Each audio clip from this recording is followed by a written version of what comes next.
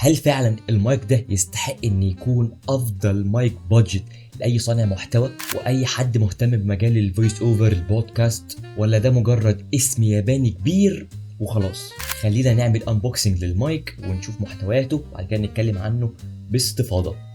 يلا بينا.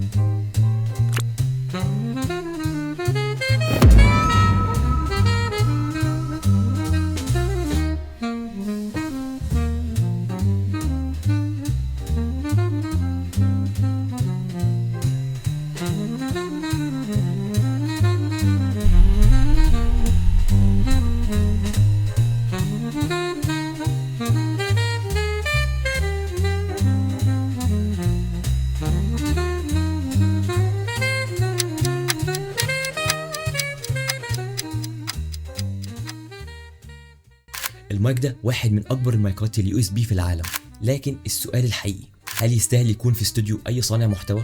المايك ده من شركه اوديو تكنيكا، شركه معروفه جدا في عالم الصوتيات. المايك ده هو مايك كوندنسر يو اس بي، يعني بلوج اند بلاي، سهل جدا في الاستخدام، توصله بالكمبيوتر، تدوس الريك وهيسجل على طول.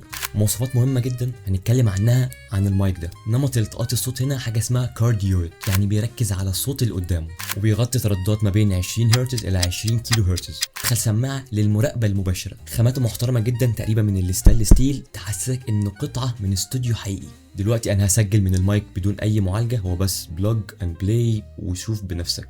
ده اختبار مباشر للمايك الاوديو تكنيكا AT2020 يو اس بي. لو انت صانع محتوى بودكاست او فويس اوفر مبتدئ، الصوت ده ممكن يكون نقله كبيره ليك. ودلوقتي هنعمل نفس التسجيل بس بعد المعالجه، هنشوف برضو الصوت طالع ازاي. ده اختبار مباشر للمايك اوديو تكنيكا 2020 يو اس بي. لو انت صانع محتوى بودكاست او فويس اوفر مبتدئ، الصوت ده ممكن يكون نقله كبيره ليك. دلوقتي شفت الفرق ما بين الصوت قبل المعالجه والصوت بعد المعالجه، والصوت الخام، الصوت الرو اللي طالع من المايك.